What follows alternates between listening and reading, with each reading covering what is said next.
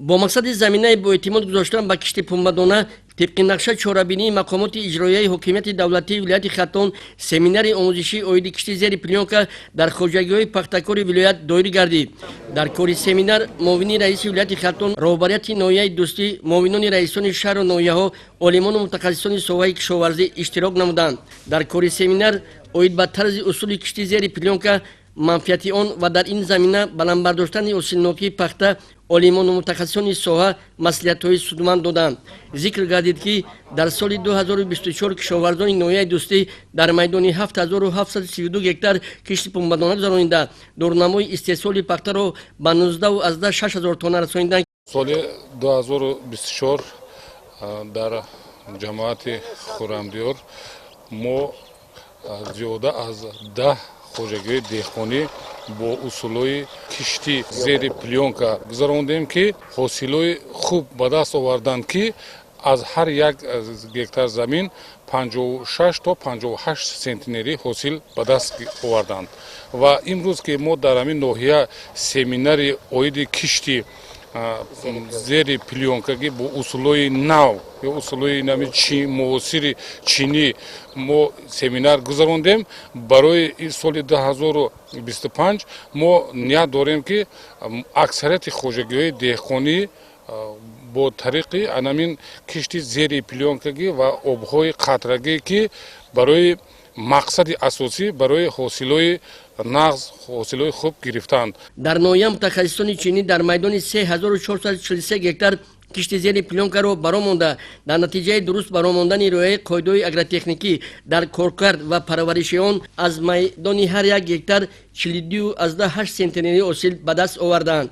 در جامعه شرک خرمدیور در میدان 2669 هکتار، در جامعه دیوتی نوری بخش 666 هکتار، در جامعه دیوتی دهقان‌آباد 108 هکتار و در جامعه دیوتی انارستان از طرف شرکت وادی زرین در میدان 90 هکتار کشتی زیر پلیونکا گذرانده شده حاصل جمع آورده شده باشد. در عموم از اصول زیر پلیونکا 14741 تن را در بر میگیرد. در سال سپری گردیده خواجگی‌های دهقانی از کشتی زیر پلیونکا با اصول چینی از هر یک هکتار زمین پخته از 55 تا 60 سانتی حاصل جمع آوری نمودند. خیلی که مرا تجربه کاری نشان داد. ما 2 سال باز همین چیگیتشنانه که زیر پلیونکاگی را استفاده برده ایستادیم.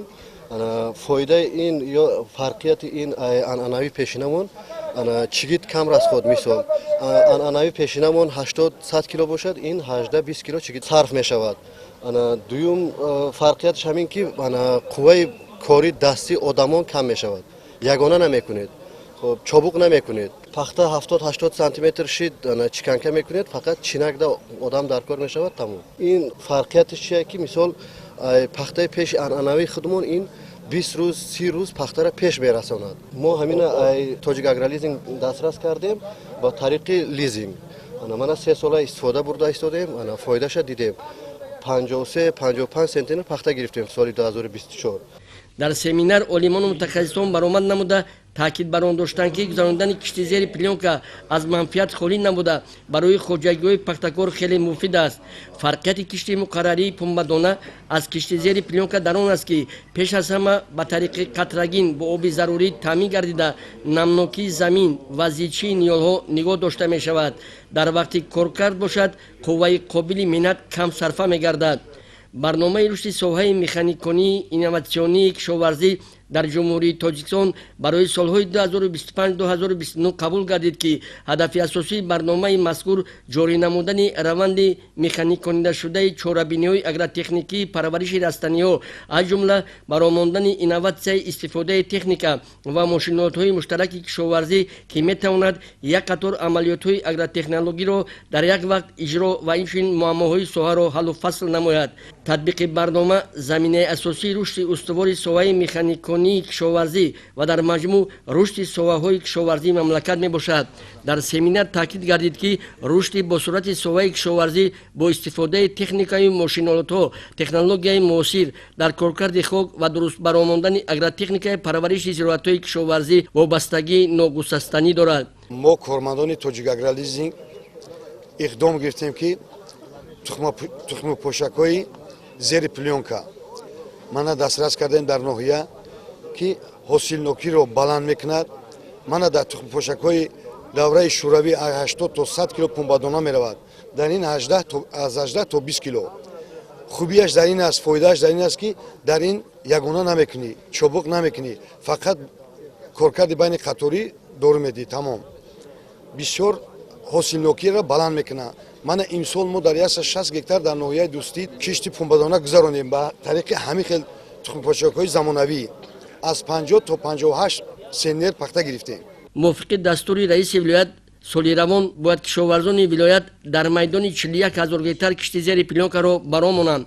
Бо ин мақсад кишоварзони вилоят ба кишту кори баҳории тайёрии ҳамаҷониба дида кӯшишбарон доранд ки дар вақти муайяншуда шудгори хусусифати заминҳоро ба анҷом расонида ба кишти пунбадона омодагии ҳамаҷониба гиранд. Дар семинар ба тариқи амалӣ ва назариявӣ тарзи кишти зери пленка ба иштироккунандагон пешкаш гардида олимону мутахассисон таъкид бар он доштанд ки кишти зери пленка бояд мувофиқи омилҳои агротехникӣ ва дар муҳлати муайяншуда амалӣ карда шавад. Дар он сурат хоҷагиҳои пахтакор имкон доранд ки аз дони киштаашон ҳосили дилхоҳи хешро ба даст биёранд.